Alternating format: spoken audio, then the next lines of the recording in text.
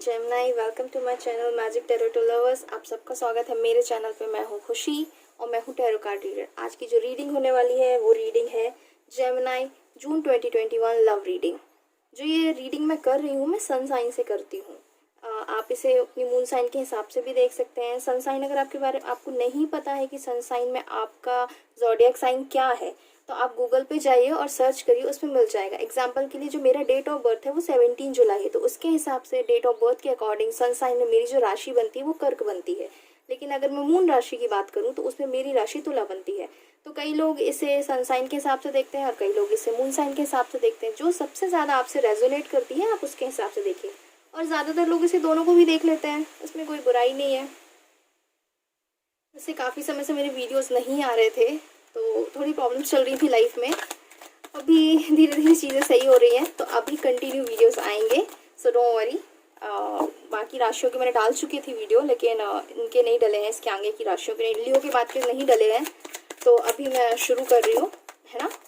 और मेरे चैनल को सब्सक्राइब करिएगा, बेल आइकॉन दबाइएगा और साथ ही साथ वीडियो को शेयर करिए, लाइक करिए और जितने लोगों तक पहुँचा सकते हैं उतने लोगों तक पहुँचाइए।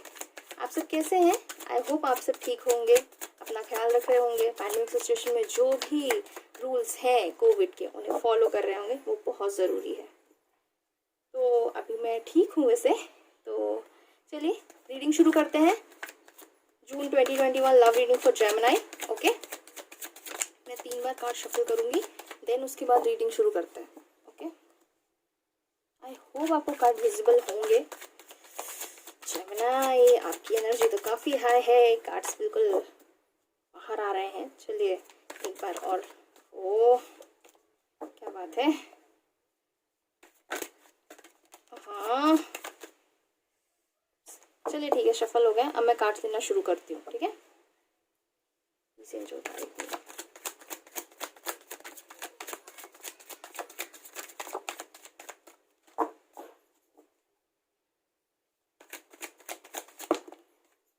ये बहुत सारे कार्ड्स हैं तो इन्हें मैं नहीं ले रही हूँ। ओके, आई होप आपको, एक मिनट है, मैं कैमरे का एंगल सही कर लूँ, आपको दिख रहा होगा ना सही से।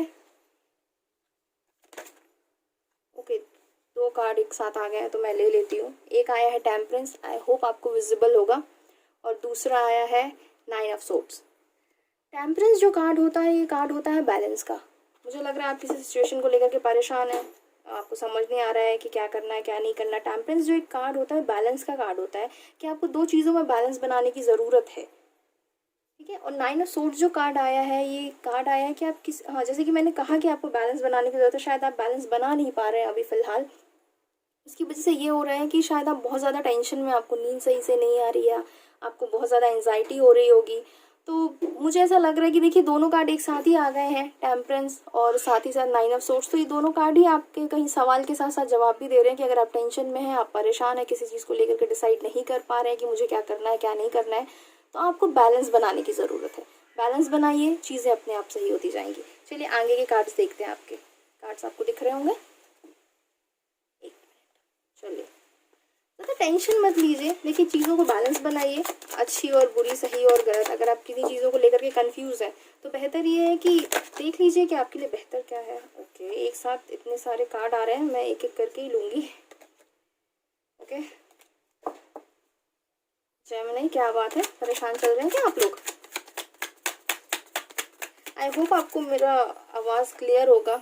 ओके, द फूल आया है। जैसे कि आप जानते हैं कि मैं लव रीडिंग में कभी भी रिवर्सेस नहीं लेती हूँ, तो ये कार्ड आपको दिख रहा होगा, द फूल आया। द फूल एक जो कार्ड होता है, ये कार्ड होता है एक नई बिगनिंग का, एक नई शुरुआत का। जैसे अगर आप इस कार्ड को देखेंगे तो देखेंगे कि ये एक लड़का है जिसने अपने आप की मतलब एक पोटली बनाई हुई है, उसके हाथ में फूल है और बस वो चला जा रहा है।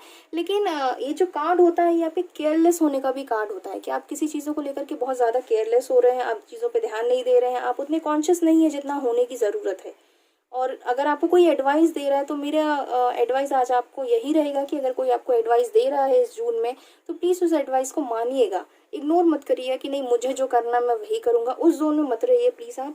अगर कोई आपको एडवाइस दे रहा है तो उसे सुनिए, मुझे लग रहा है कि वो एडवाइस आपके भले के लिए होगी, और केयरलेस मत होइए। नई बिगनिंग है, बहुत अच्छी बात है। आप केयरलेस होकर आगे बढ़ रहे हैं, एक एनर्जी के साथ में, एनर्जेटिक है, लेकिन केयरलेस मत होइए प्लीज़।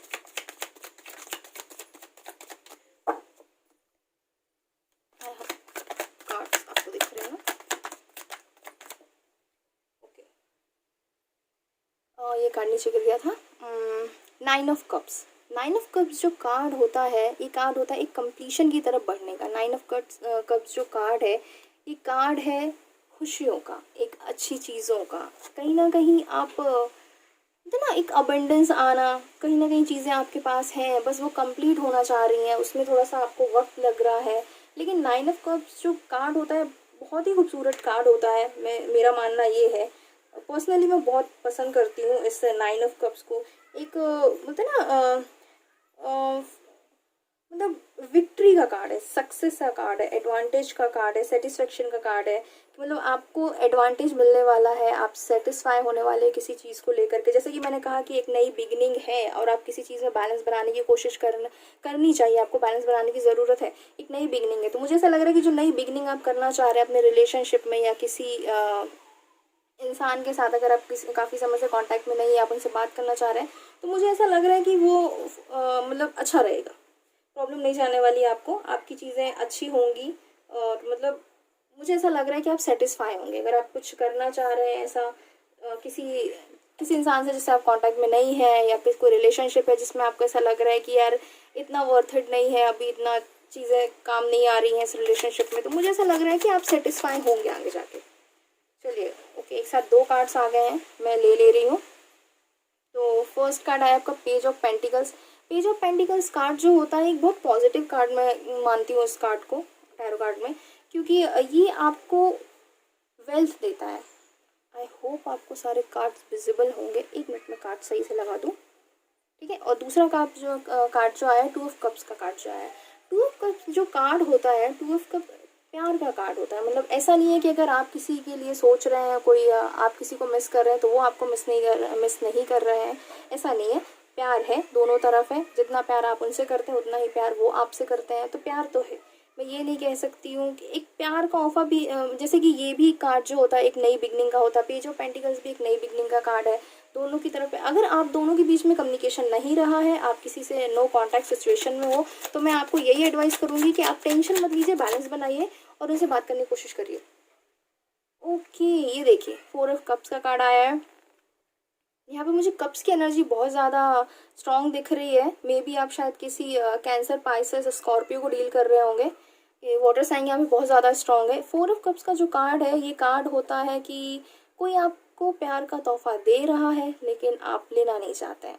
तो ऐसा क्यों कर रहे हैं भाई, लीजिए। क्यों नहीं लेना है आपको, कोई इतने प्यार से दे रहा है तो लीजिए। आप हमेशा 3 कप की तरफ देख रहे हैं कि नहीं इसने पहले ऐसा किया था, पहले ये हो गया था, पहले वो हो गया था। नहीं, अभी जो आपके पास आ रहा है उसे एक्सेप्ट करिए। जो पुरानी चीज़ें हैं उसे भूलिए, आगे बढ़िए। नई चीज़ें आपके लिए बहुत अच्छी रहने वाली हैं। तो ट्रस्ट मी, अगर आप किसी ऐसे रिलेशनशिप में थे जो पहले बहुत अच्छा नहीं था, लेकिन मुझे ऐसा लग रहा है कि नई स्टार्ट होगी और आप बहुत एक अच्छा रिलेशन बिल्ड होगा आप दोनों के बीच में। और अगर आप किसी नए रिलेशनशिप में जा रहे हैं तो मुझे ऐसा लग रहा है कि हाँ, प्यार तो रहेगा, सारी चीज़ें अच्छी हैं एंड आई थिंक रिलेशनशिप अच्छा रहेगा। आगे देखते हैं, लेकिन आपको बैलेंस बनाने की ज़रूरत तो है Gemini. Okay, night of wands card I think आपको विजिबल होगा क्लियरली। नाइट ऑफ वैंड्स का जो कार्ड होता है एक एनर्जी का कार्ड होता है। ये है कि आप कहीं जाना चाह रहे हैं या कोई आपके पास आना चाह रहा है। बहुत ही एक एनर्जी है किसी के पास जाने की, किसी। और अगर बॉटम अप डेक देखेंगे तो द एम्पेरियर है। द एम्पेरियर एक जो कार्ड होता है, ये एक ऐसे इंसान को डिनोट करता है जो एक नई शुरुआत करना चाह रहा है या एक जंग में जाने की तैयारी। अगर आप इस कार्ड को देखेंगे, इसके नीचे द हाई प्रेस्टेज है। ये कार्ड्स काफ़ी स्ट्रॉन्ग है जेमिनी। द एम्पेरियर जो कार्ड होता है एक ऐसे इंसान का कार्ड होता है, मतलब ना एक मैच्योर एनर्जी। तो अगर आप किसी चीज़ को लेकर के परेशान हैं तो मुझे ऐसा लग रहा है कि आपको किसी मैच्योर इंसान से एडवाइस लेने की ज़रूरत है, जो आपको गाइड कर सके कि आपको क्या करना है, क्या नहीं करना है। नाइट ऑफ वेंस का जो कार्ड होता है ये डिनोट करता है कि आप किसी चीज़ में आगे बढ़ना चाह रहे हैं, कहीं जाना चाह रहे हैं, एक रिलेशनशिप को एक नए मुकाम पर लेकर जाना चाह रहे हैं। तो आई थिंक आपको आगे बढ़ना चाहिए, क्योंकि आपके जो बाकी के कार्ड्स हैं वो बहुत ही अच्छे हैं।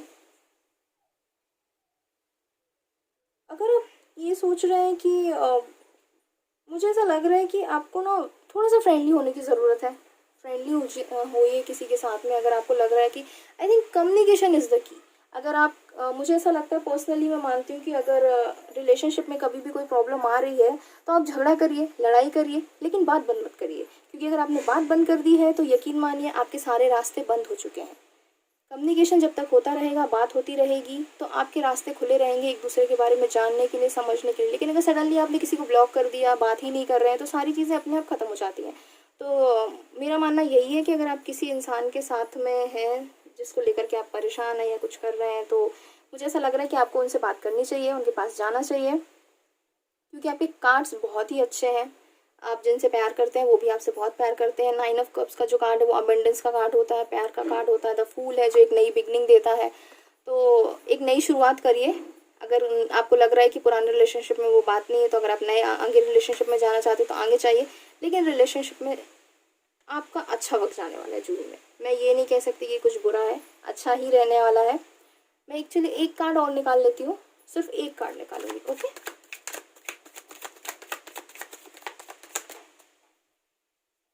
एक्चुअली मैं नाइट ऑफ वंस के लिए क्लैरिफाई कार्ड लेती हूँ। नाइट ऑफ वंस आया क्यों है? ये कार्ड बार बार आ रहा है।